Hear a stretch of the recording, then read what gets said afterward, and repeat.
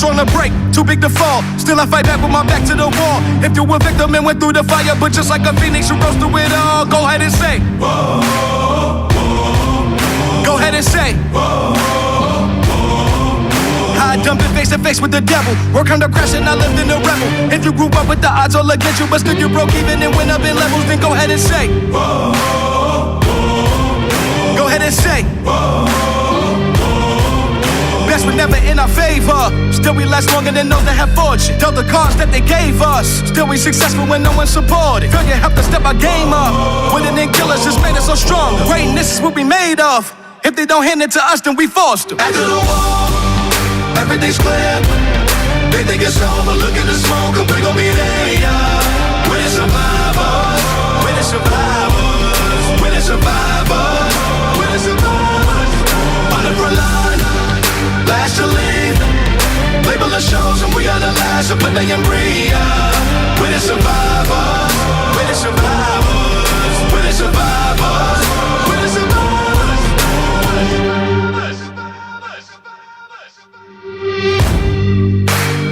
Tell them we ready for war. Ain't the first time we made it through obstacles. Promise we've been through it all. So then that we can survive the impossible. Promise we won't take a loss. Looking invincible, feeling unstoppable, stronger than ever before. Had to move forward, continue to strive. What does it take for one to survive? Bitter some strength, bitter some pride. Lessons you need for staying alive. Started up broken, but we made the tools. Breaking the laws, cause we make the rules. No longer living like nothing's to lose. We living like we got something to prove. Stare in the mirror the next time you're looking for someone to save you.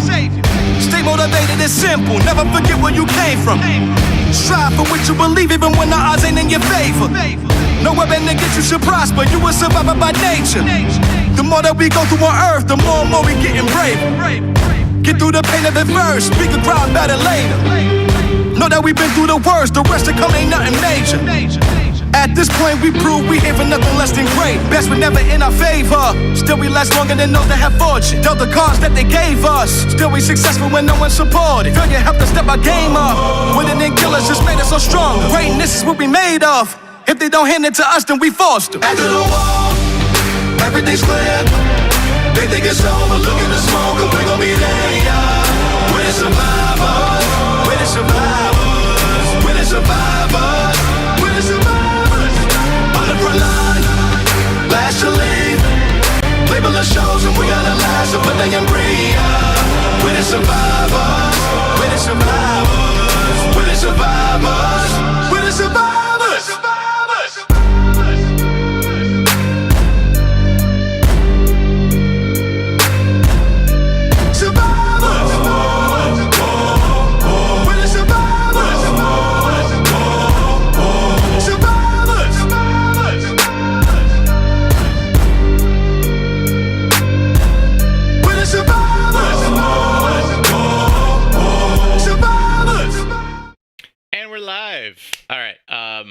My name's Phil. Welcome back to Canna-heads ND.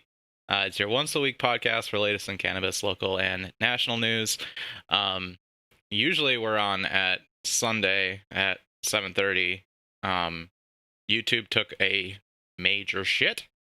Then my internet decided to be like, yo, you're not doing this tonight. So I didn't do this that night.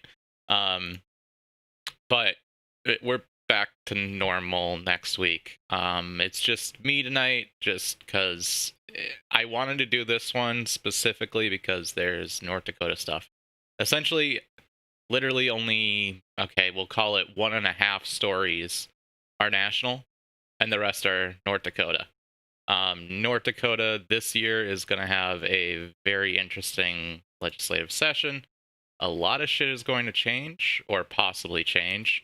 We're not, I mean, obviously it's not 100% that everything's going to change, but there's a lot of interesting topics, and it's going to be kind of a heated North Dakota political landscape.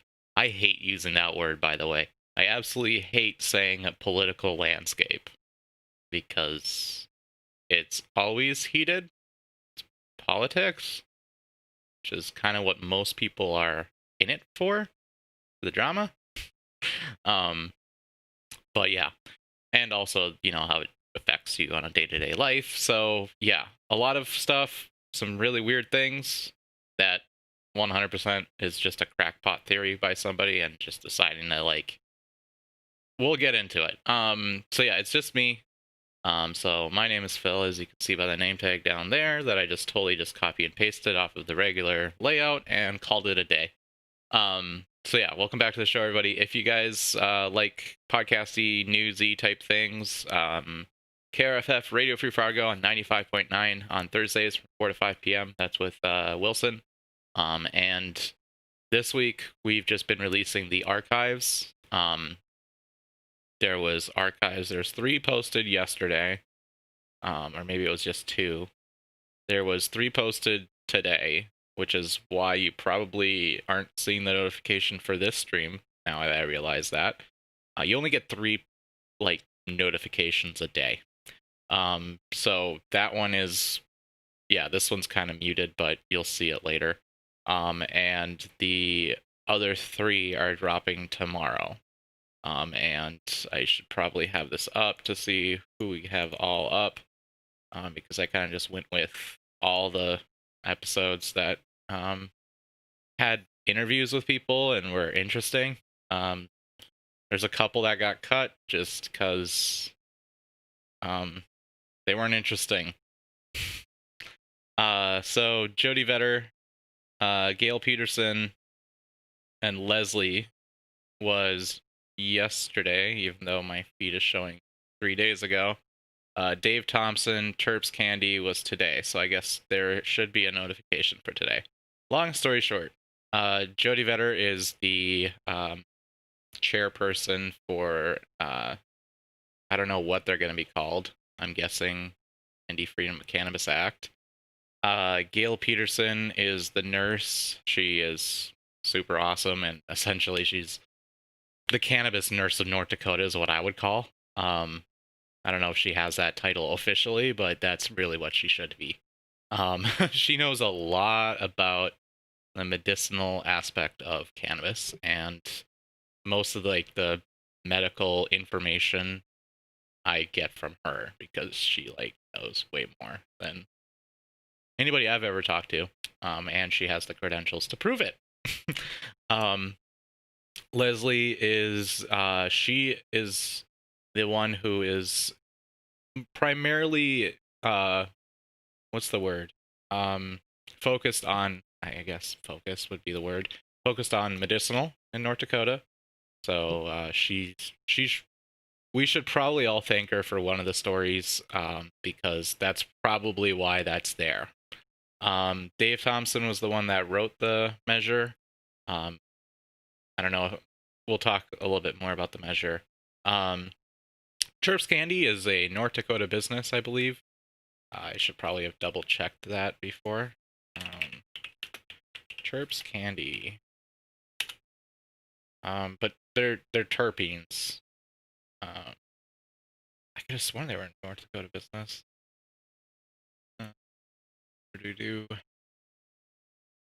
Patients. Well, they're everywhere. If they're terpenes from cannabis, and this is what that looks like. This is all their locations. They have a bunch in North Dakota, so I would bet they're a North Dakota business. I don't know, Terp Info. And that's just information about terpenes, but while we're here, Terps Candy is a flavored terpenes, which is organic compounds that contribute to the unique flavor. Been utilized by humans for thousands of years. There's a lot of like different aspects to fruits and veggies and all of that stuff, and that's kind of what can provide mood boosts and everything like that. I want to say they're a North Dakota business. I'm 99.9% sure they're in North Dakota. Yeah, Fargo. There it is. So they're in Fargo. So yeah, check them out. Greg did a really good interview. I think they're friends. So yeah, definitely check them out. The 3 that are coming up, might as well just introduce all of them. Once YouTube Studio decides to load. Okay, so there'll be 3 tomorrow, and then 3 on the 20th. Okay, so Wednesday. So we're not screwed for Thursday and Friday. So Gail Peterson again. It was like a second follow-up episode. Chris Howell is Vets for Safe Access. He basically advocates, is the word I was looking for. Advocates for vets with medicinal cannabis and their access to medicinal cannabis. CBD in animals, basically talking about how CBD can make it so that your cat isn't like meowing at 3 o'clock in the morning. And also like how you're like, if you have a small dog like I do, for instance, they shiver and they get, it could be from being cold because they're skinny, but it could also be from being scared, because bigger items, small dog, scared, anxiety can help with that. Can also help with eating and all that stuff. So those are the ones that are coming up tomorrow. And then on Wednesday we got I need to title that one better. Bobby. I did these 2 weeks ago. We actually listed the playlist, but it never got any kind of traction, so I'm pushing them as much as I can. So Bobby is one. Dwayne Hendrickson, he ran for governor. And I'm 99.9% sure he's with ND Freedom of Cannabis Act. We'll get into that part in a minute. And Shane and Joe Bertrand, they're artists, and they make like cannabis music type of stuff. Like they do. I don't know if I'd call it parody, but they're musicians. That's all I gotta really say. Is they're pretty decent musicians. And so yeah, that was those are like the re-uploads. We're gonna call them the Canna-Talk archives. And they have the new logo on them. And yeah. That's about as much as I'm gonna say about that one. Typically go for about an hour to an hour and a half, since I'm really only focusing on North Dakota this episode. Might be a little bit shorter, but I think you'll have fun. So yeah, check out Greg on Thursday from 4 to 5 p.m. KRFF Radio Free Fargo. If you're in the Fargo-Moorhead area, that's 95.9. Otherwise, you can go on radiofreefargo.org and listen live. And then on Friday is when the episode goes live on the YouTube channel. If you're not subscribed to the YouTube channel, make sure to subscribe. We're doing actually pretty decent. We took a pretty deep nosedive after everything happened, and we've been recovering. And while YouTube provides absolutely no help to us, because we talked about cannabis, literally the image, the logo is pretty much what instantly takes us out of the algorithm. And also the name of the channel, we don't get any help from them. So if you like these types of shows, or if you found one of the episodes interesting, share them with your friends, hit the like button. Try to get it out there as much as possible. It really does help us a lot. So yeah, there's that. And if you're not subscribed, subscribe. You can also listen to the episodes the same day on Thursday, about an hour to an hour and a half later. The episode goes live on podcasting platforms, so Apple Podcasts, Spotify, Google Podcasts, Pocket Casts. All the links are down in the description. So yeah, we're on Spotify, Anchor, Breaker, RadioPublic. We are on Apple Podcasts. They just don't give us a direct link. Don't know why. I bet I can get one. I just haven't. Yeah. And that one, actually, that's the other beauty of it, is we get a lot more push on those platforms than we do on YouTube. So yep. Anyway, let's get into this. So Virginia, the Virginia governor, I think it's the new governor, basically said marijuana prohibition was designed as a racist system. And you don't need to look no further than the reason why we call it cannabis on this show. Back in Prohibition times, they kind of classified marijuana for, like, it'll make oh god, I don't even want to say all of them. It was racist in its extreme form. That it was only for African Americans, and it made them crazy and want to sleep with white women. It was yeah, it's a crazy thing. Maybe I'll kind of go through the history of it in a video one day, but yeah, there was a lot there. So, I mean, yeah, you don't really have to look no further than that to know that it was a racist system. And this was during his speech, and I'm not gonna play this just because I don't want to deal with copyright today. But this was also after he unveiled a new bill that he plans to assist lawmakers in pushing. The first hearing, apparently. So there would be a new 21% tax that would be imposed on sales, and local jurisdictions would then be allowed to operate and could levy an additional 3% tax. So you would be paying 24% tax on things. So almost 1/4% on what you're purchasing. It's insane. The cost is insane, but like anything at this point, as long as it can come out there and more people can have access to it, we can deal with the costs later. And it doesn't even have to be like a government type of thing. It could be a subsidy that local corporations or local businesses could be like, well, we're going to take half the charge type of thing. So it would also would go forward to funding pre-K education, 40% of it, a cannabis equality reinvestment fund, which I'm guessing is probably on the basis of the whole racist system part, assisting minorities in getting a shop open or having access to being a grower or anything like that.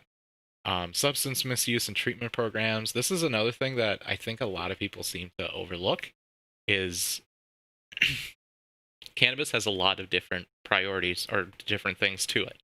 It can be helpful for opiate use. It can help for benzodiazepine or drinking and anything like that. Obviously, consult a doctor before you do anything, especially with drinking, before switching to like cannabis for medicinal purposes.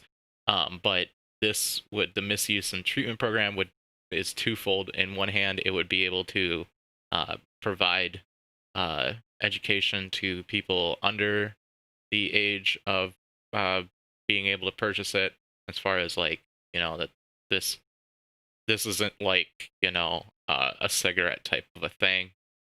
It's mind altering type of a deal, and that, I mean, cigarettes are also mind altering, but that it would help with people underage people from purchasing, but it would also help with people who need help to get into a rehab, because rehabs aren't cheap, that need help with a treatment like an opioid replacement treatment or anything like that. It would help basically assist that, and that money would go to that. And public health initiatives, 5% of it. I'm sure the health initiatives are being very well used during coronavirus. So that, yeah, they would at least be able to replenish that at a faster rate. But public health hazards exist on it, even without without the coronavirus. So possession up to 1 ounce would be lawful for adults. That would make possession of more than 1 ounce, but up to 5 pounds, a civil penalty, punishable by a $25 fine. Local municipalities would have to proactively opt in to allow businesses to operate in their area. So this is kind of their settlement there, the opt-in part, rather than opt-out. So if a certain area, certain city or town, I'm not sure how Virginia is laid out, I'm guessing town or city, I don't know. Either way, they would be able to opt in, and their incentive there would be the local jurisdictions being allowed to tax an extra 3%. So they can take in 3%, or they can say no to 3%. And with the amount of sales, like in Illinois, I mean, this is a different part, so I guess we can look at, I don't know what the statistics are, but in other legal state on the East Coast, you would be able to estimate about how much the draw is as far as how many people will at first, but how many sustain. The alcohol regulatory body would be renamed to the Alcoholic Beverage and Cannabis Control Authority. They'd be responsible for basically issuing licenses and enforcing them. There would be 5 main license categories: cultivation, manufacturing, testing, wholesaler, and retail. So pretty much from the top down: grower, the packager, the testing of the packaged, grown cannabis, a wholesaler that would be selling to retail, and a retail establishment. People can hold licenses from multiple categories in some cases. There are some exceptions to that. I don't know what they are, but yeah, things can change. All these different things can change. But that's kind of where it's standing right now. People with prior convictions would have their records automatically expunged, and their currently serving sentences for cannabis-related offenses would petition for a resentencing hearing. So this doesn't mean you get let out of jail type of a deal. This would just be like you would be able, if it's multiple charges, like if one was cannabis and the other was like heroin, you'd be able to have that cannabis charge dropped off. But it's not like they're just going to let everybody out of jail. But this could also be like, well, this law changed, but at the time when you were charged, it wasn't changed, so we can just give you probation rather than a jail sentence type of a deal. And promote social equality for communities most impacted by the drug war. I hate the wording of this, but basically to assist areas that have a heavy amount of drug use in them, to provide either alternative or to assist with people who have gotten charged with these charges and kind of, I don't know, I guess help them. The bill would create a Cannabis Equity Reinvestment Board, Cannabis Equity Reinvestment Fund, and the Business Loan Fund, so it would help, like I was saying, change their lives type of a deal. Like, hey, instead of selling it out of your house, you want to do it for a profession? So yeah, it would be for low to no interest loans for their businesses. So it's going to boom really quickly, so long as the city or town, allows it. The bill would also establish 2 advisory boards: the Advisory Board and the Health Advisory Council. So I'm guessing these would be the growing conditions and the, what kind of fertilizer you can use or anything like that. And these would be the ones that would kind of deal with like dangerous packaging and stuff like that. The legislation also provides to allow smokable hemp and establish hemp testing lab licenses, which is kind of, I don't know if the state disallowed smokable hemp, but it's legal in most states, and this would start in July 1st of 2022. So it's not going to be right away as far as the laws and regulations, and retail sales can start on January 1st, 2023. So we're still a ways away, but yeah. And Secretaries for Agriculture and Forestry, Health and Human Resources, and Public Safety and Homeland Security would be directed to form a work group with the aim of collecting data on the misuse and the use in order to determine appropriate policies and programs to promote public health and safety. This is basically all-encompassing type of a law. This is kind of like, there might be some loopholes, or it might be, something that we're not seeing here. These are the people who would be able to be approached and talked to about certain problems. And the recommendations would be brought in on the 1st as far as figuring out exactly how they would put it into motion. So the next part, so North Dakota Cannabis Caucus, I think is what they still call themselves, had resubmitted North Dakota Freedom of Cannabis Act. Just want to set this line here. We are not affiliated with ND Freedom of Cannabis Act. We used to, but we're not anymore. And so they had resubmitted. Apparently it's the exact same wording hasn't been released yet, just because it's still waiting for confirmation as far as the for the people that are sponsoring. So they kind of have to make sure that they're, legally able to be sponsored or sponsoring a measure. And it would essentially, it's going to be the same thing. Allowed to possess cannabis and grow up to 12 plants, 6 of which can be mature. Contains a provision stating that the legislature could later enact regulations to allow for a commercial market. Again, you might think that that's just like, so you're just basically telling the legislator to deal with it type of a thing. This is a constitutional measure, again, if I'm correct here. So it would essentially be a constitutional measure. So that type of stuff doesn't really belong in Constitution. It belongs in the Century Code or the laws. Constitution is a law, or is a framework for laws, like kind of like what the actual line is, and then the Century Code is kind of what like expounds upon the different things of the Constitution. Allow adults 21 or older. Why am I not screen sharing? There. Would allow adults 21 or older to possess and cultivate cannabis for personal use. And they would be able to start signature gathering. This would be for the 2022 election. So, yeah. Yep. I'm like, okay, it's somewhere in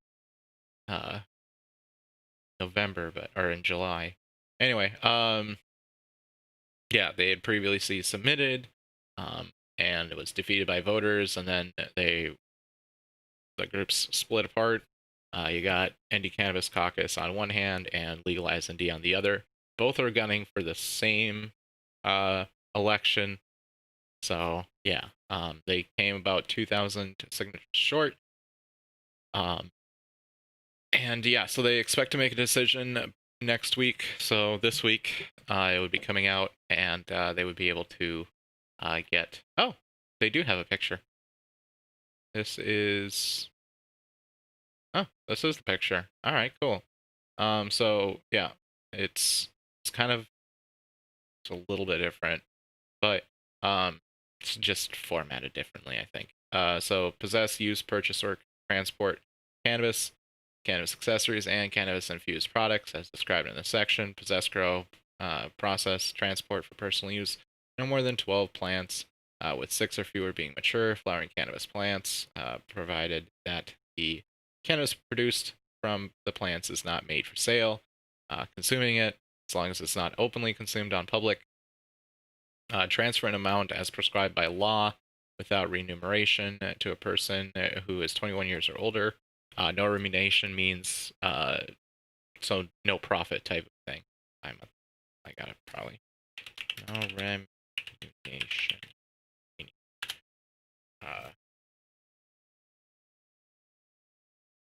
Yeah, no recuperation. So essentially, they're not making money back. Amount of money that are paid for to work as they do. So no profit. The legislator may prescribe a law in a matter of to license and regulate cultivation, manufacturing, harvest of infused products and cannabis. Just general, it is unlawful to cultivate, transport, solely possess, or sell cannabis or infused products of commercial purposes without having a license prescribed by law. It's unlawful to sell or transfer to anyone under age 21. So it is worded a little bit different, but it has the same points. It's just a lot more accurately written, which is, I feel like, would be a lot more helpful and may get some more signatures. They were only apparently only 2,000 short. So that's that. So yeah, next year's midterm ballot. They're also Legalize ND is also going for that. But Legalize ND's measure is a little bit more concise. It's a statutory law. So yeah, that's that. Some other interesting bills that are going through legislature right now. This one is very interesting. The name of it is a bill for an act to permit civil actions against social media sites for censoring speech. Basically, they provide, it's a whole new law pretty much, but they give the definitions. If an interactive computer service provider restricts, censors, or suppresses information that does not pertain to obscene, lewd, lascivious, filthy, excessively violent, harassing, or otherwise objectionable subject matter, the interactive computer service provider is liable in a civil action for damages to the person whose speech is restricted, censored, and suppressed, and to any other person who reasonably otherwise would have received the writing, speech, or publication. So this essentially makes it so that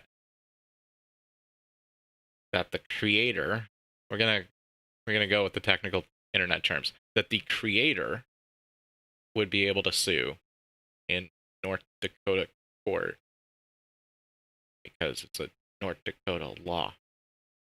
A company in another state. That's what that means. And that any person who reasonably otherwise would have received the writing, speech, or publication. So the viewers would also be entitled compensation. A little unknown fact, it's kind of known to a lot of creators, but these algorithms suppress no matter what, even if it's something that isn't, obscene, lewd, lascivious, filthy, excessively violent, harassing, or otherwise objectionable subject matter. Those things are, if it's not even that, it is also restricted, I would suppose. Because if it wasn't, if you ever would have Googled something, you would get results of absolutely everything on the internet. Your term, nothing like that. If we're just going to apply this in a literal sense, everything would be coming along. And to which I find very interesting to this law is because essentially the target is Section 230, and outlawing Section 230 protections in the state. And to which I have one thing to say about that. And that is, let me see. What is the term here? I'm just gonna find on this page. State law. Here we go. So Section 230. Where was it? Right here. Section 230. What is it? Chapter E, Part E, Paragraph E. Number 3. Nothing in this section shall be construed to prevent any state from enforcing any state law that is consistent with this section. No cause of action will be brought, and no liability may be imposed under any state or local law that is inconsistent with this section. This is basically all you need to say that this is bullshit and not going to pass. You would have to be kind of stupid to pass such a law that federal law would basically be able to overturn the ruling, and would be deemed unlawful. On top of that, you also have multiple different parts of it. Here's the obscene, lewd, lascivious part. But there's also policy to encourage development of technologies which maximize user control over what information is received by individuals, families, and schools who use the internet and other computer internet services.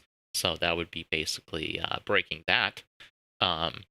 Because essentially, if you're trying to get rid of all algorithms, which I don't know why you'd want to do that, you would have a lot of problems. And that is the reason why a lot of people with Section 230 are somewhat opposed to it. This law and I've said it multiple times, but this law was taken into it's official in 1934, and in 1934,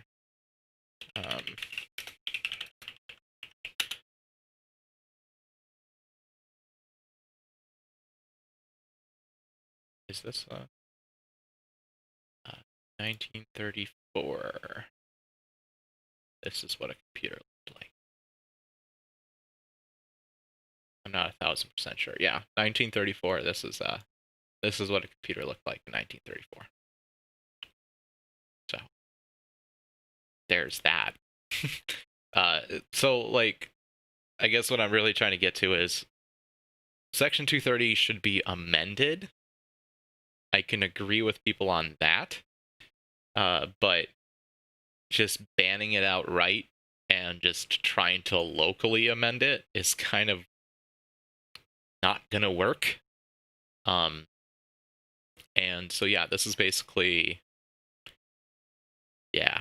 And then if an interactive restricts censors or suppressed, that does not pertain to obscene, lewd, lascivious, filthy, excessively violent, harassing, or otherwise objectionable subject matter, the interactive computer service is liable. This section only applies if the interactive service provider is immune from civil liability under federal law. So this is their write-in on how to get around that. Is not considered a publisher, which is weird because publisher is not really defined. Has over 1 million users and is a provider of a social media site. So this would prevent like an internet service provider from throttling data or, trying to block websites. So that's not really fixing a lot of the problems, because that would just be the next one in line. And another thing that really makes a lot of people uneasy, specifically me as well, is the websites aren't doing this because this is the wrong one. The websites do not enforce these laws because they don't believe in them. There's more than Twitter, Facebook, Snapchat, all the websites. There's more to them that make decisions in regards to what is shown on the website or not. And those would be the advertisers. There's that saying of, if the product is free, or if the service is free, you're the product. Your information is then handed over to advertisers to advertise to you, as long as, they pay money. So this stops, for instance, on YouTube. This was a problem about 10 years ago. There was Coca-Cola ads playing before ISIS beheadings. I don't think it takes a genius to know that that's not a good idea.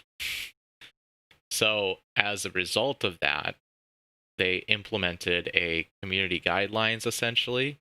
And because of that, that is the reason why things get demonetized or suppressed in the algorithm, so advertisements don't play on things that the company themselves, another private company themselves, believe in.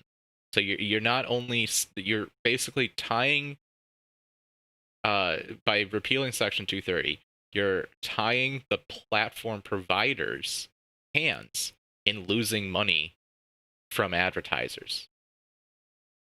Because what happened when Coke ads were playing on ISIS beheadings was it made national news, and all of these companies were like, yo, Coke's getting some shit. I don't want to get some shit. So I'm just going to back off, and I'm not going to buy any ad space this month, or until they fix this. So the only other alternative to that would be to ban it outright, which is what they did, and that's what the community guidelines are for. If you try to upload a movie, or if you try to upload something stupid, it would just get deleted off the internet in about 2 seconds. And the reason why that works is through artificial intelligence, and the basically signatures of frames of the video are basically set into a database, and if that signature is in that video that just got uploaded, it immediately gets flagged, and then it verifies that there's other signatures in the video or other frames of that video before it makes an action. Supposedly, that's how it's supposed to work. So this would be very bad and unenforceable. But HB 1144, so that is that one. 1201 is this a really good one. There's also a really good thing with cannabis happening and a really bad thing, or weird thing. I wouldn't say it's a bad thing, weird thing. So this one is basically a better decriminalization. And I think we can, I'm not 100% sure if Leslie is involved, but we can pretty much agree that this is something that they would want. So essentially this makes it from half to an ounce, and make it a fee of up to $50. So it won't be able to go any further than that. At least 1 ounce and not more than 250 grams is guilty of a Class B or of an infraction. So parking ticket essentially. And more than 250 up to 500 is guilty of a Class B. So it basically bumps everything down one. And it also basically written in more non-criminal offense punishable by a fee of up to $50 if the person is subject to a fee or penalty under subdivision D. The person may be subject to a fee under this subsection. It still has the probation drug court type of thing. I remember reading, Department of Corrections may be placed in a rehab. I remember there was one part where there was like, if you, maybe it's not in North Dakota, if you have more than one violation, you'd be able to kind of go around it type of a thing.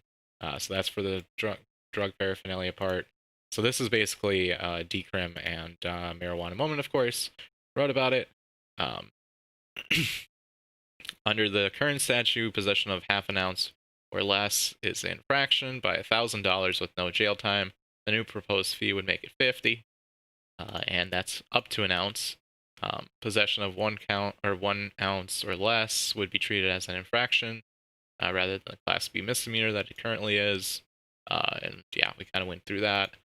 So, been referred to House Judiciary Committee. It has sponsors on both houses, House and Senate. So this should be interesting and fairly possible to be passed. So hopefully that happens. Because at worst, if both fail, at least we have a better decrim. And a half an ounce is not much. I mean, it is probably enough for me for a month, but because I don't smoke every day. But like, if you do, well, a half would probably last you about a month as well if you are a light smoker.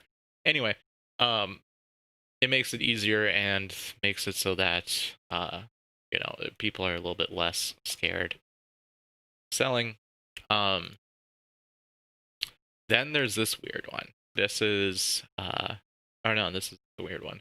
1213 is basically talking about cannabis and medical cannabis. Talking about a container holding a cannabinoid solution of dispensing more than not exceed 30 milliliters. So concentrates kind of being limited, I believe. Not 100% sure. Maybe there was no limit. Either way, essentially, what it really talks about is designated caregivers. It does do background checks for the designated caregivers. But they can also waive the requirement. And yeah, and it kind of just talks about it makes the system a little bit better with regards to medical cards. So that's one thing that we're watching. I didn't really read too far into it, but when it talked about background checks, I was like, okay, so it's just like a check criminal type of thing. But that's House Bill 1213. This one's the weird one. So this one, before I even show it, relating to the definition of marijuana and the scheduling of controlled substances and to declare an emergency. This is Senate Bill 2059. This is an emergency. I kind of gave it away just now. This is an emergency. Okay? And it is coming up as one. Yeah, so it passed second reading. 47 nays, or 47 yeas, 0 nays. So the emergency clause is carried. So this redefines marijuana, where it used to be, it means all part of the plant cannabis sativa, whether grown or not, the seeds thereof, the resin extracted, every compound, manufacturer, salt, derivative, mixture. So it does not include hemp as defined in this title. It's going to be all changed to, it means all parts of the plant, cannabis sativa, whether growing or not, the seeds thereof, the resin extracted, every compound, manufacturer, salt, derivative. The term does not include the mature stalks of the plant, fiber produced from the stalks, oil and cake, or cake made from the seeds of the plant. So it's a little bit more of like the seeds aren't, or the plant the plant aspect of it is you can use it for manufacturing. But it then goes into a little bit of a weird thing. And this is the weird part. It goes through the controlled substances, and in the controlled substances, it adds bromorphine,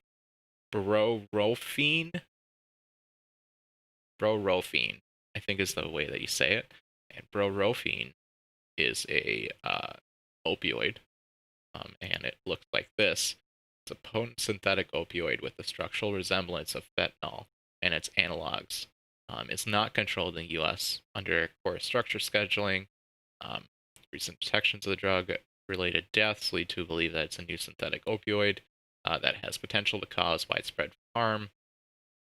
As of mid-July 2020, it's confirmed in 7 blood specimens. So this is a new research chemical. It happens on when one gets banned, another one comes.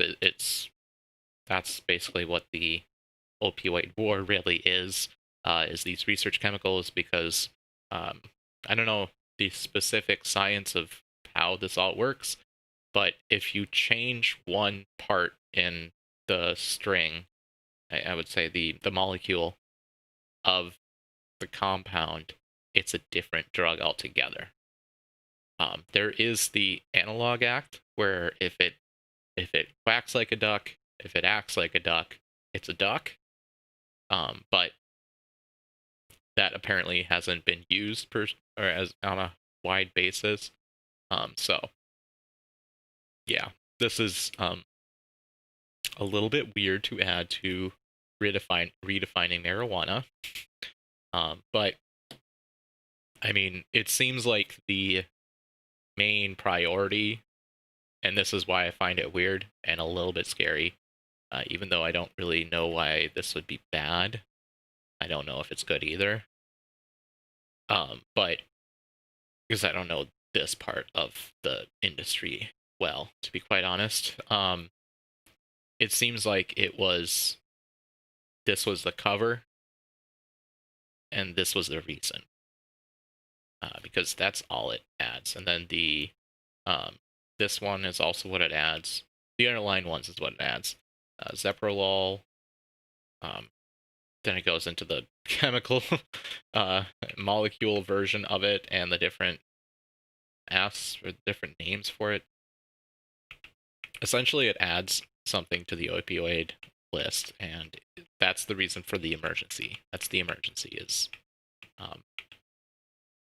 apparently like a very deadly opioid, which in the way that opioids get sold on streets, you don't have people seeking out pro-rofine. You have somebody seeking out like heroin or an opioid, like a prescription opioid, and that is what they use to make it mimic it. And the street scientists aren't that great. I don't know how else to explain it. So like there was I hate to equate it, but spice. That was a research chemical. So these research chemicals essentially in the 70s and 60s, and basically as companies have come up, they've said, okay, I'm going to make the new, in Spice's case, the new THC molecule, so that we don't have to grow it. We can just produce it in mass quantities, and we can use it for medicinal properties. Well, then they go through trials and testing and everything like that, and it comes out that while it does mimic THC in some cases, it also has these side effects. So basically, they kind of get thrown to the side, and that experiment is over, type of a thing.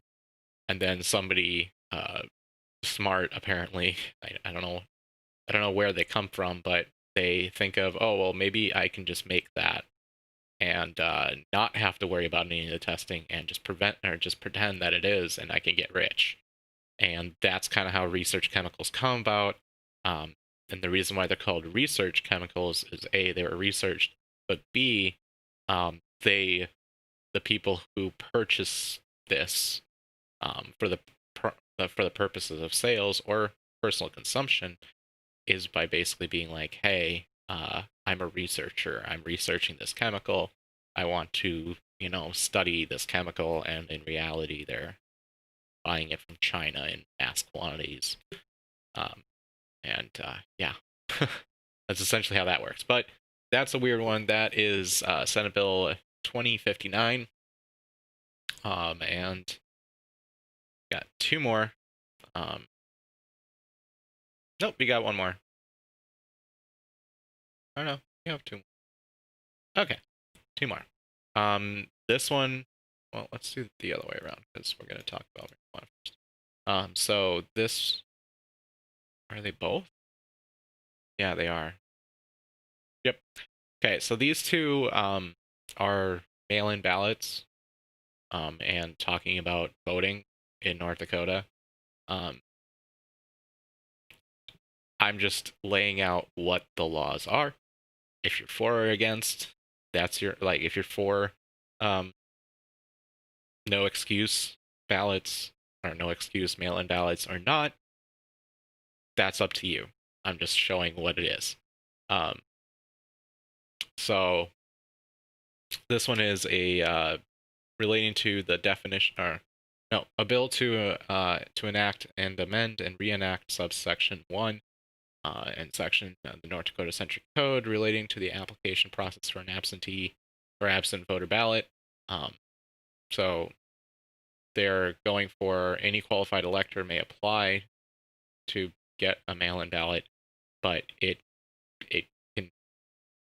must be only for the election. So apparently right now the way it stands is when you do, you apparently can get them in advance next time, not in advance, but the same declaration can be made on a longer basis.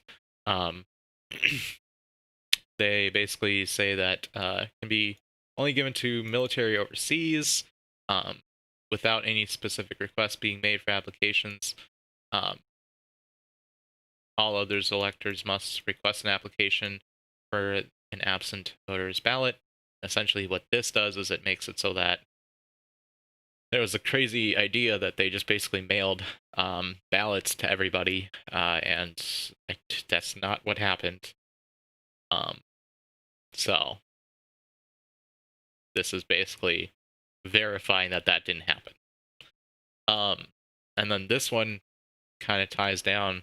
The first one was the House bill. This one's the second. That basically a qualified elector may vote at a polling place or the qualified elector's residential precinct if the qualified elector meets the requirements of subsection 1617 by absentee ballot. So this makes it a excuse based. So in order to receive this, you have to be a member of the military, serving the American Red Cross or a United Service Organization, citizen residing, working, and attending school in another country, an individual living with a physical disability who will be unable to vote on election day due to requirements of the individual's employment, which is weird because I don't think that that's legal. Pretty sure they have to give you the time off to vote. Have to serve as a juror on election day, admitted to the hospital within 4 days before the election, who dies or a relative who dies or has a funeral within the next 3 days before the election, confined in a jail or pretrial facility, required to care for another individual who is sick or living with a disability, a poll worker, an election official, 65 years or older, chooses not to vote on a Saturday, prevented from voting due to a declared emergency or disaster. So this basically kind of check boxes the whole, if it's during the middle of a pandemic, this can still be overwritten, or individual, if the spouse or dependent resides with the individual. So this basically makes it so that you have to have an excuse. So those are the interesting ones. If you want to read your own and look through all of them, because there's a lot,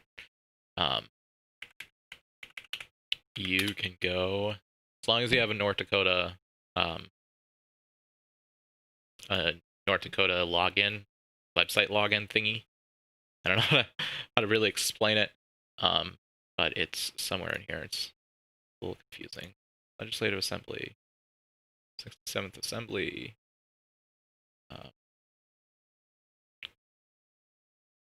term committees, leadership, all members, Legislative Assembly. So we're going to be talking about 67th regular. It's the search thing. They really kind of hide this. I know where I have it.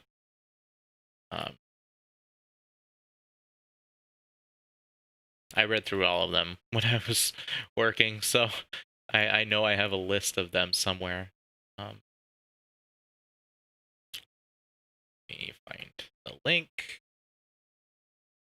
Here we go. So this is the website. Essentially, it's bill tracking. I bet if you type in, let's see what happens if I type in bill tracking. Bill.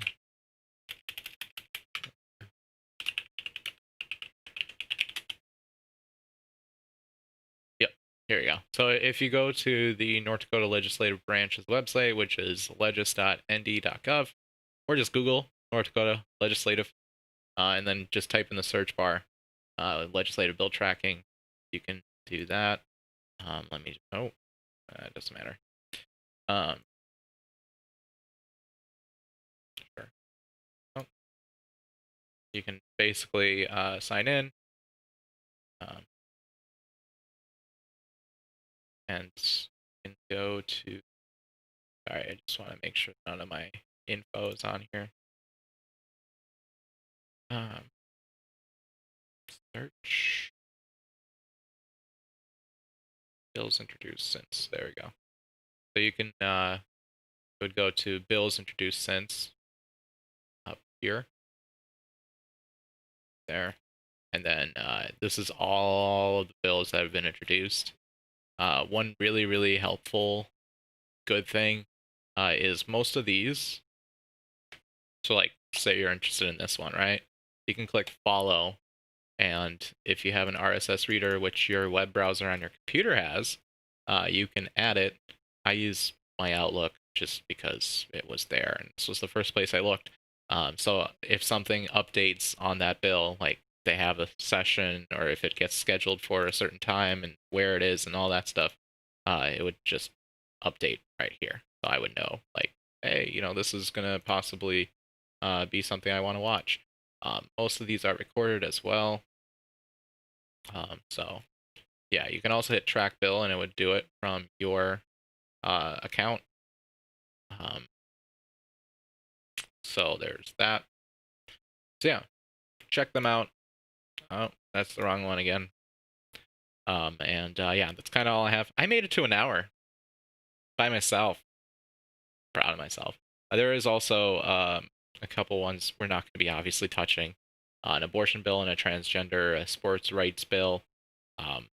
If you're interested in those things, I'm sure you've seen it on social media by now. So yeah, if you want to read that, we're not going to be talking about that. But these ones we probably will be, just as long as something interesting happens. But sometimes nothing interesting happens. But yeah, those are the bills that at least I'm tracking. Yeah, that's all we have. That's all I have. Yes. If you like this video, make sure to share it. If you like this show and want more, make sure to check out Canna-Talk with Wilson on 95.9, Radio Free Fargo, every Thursday from 4 to 5 p.m. Or if you're not in the Fargo-Moorhead area, you can listen the next day on YouTube, the same day on podcasting platforms, or live 4 to 5 p.m. on radiofreefargo.org. My name is Phil, and this has been Canna-Heads. We'll see you guys next Sunday for sure, 7:30 p.m. Yeah, I made it for an hour and 2 minutes.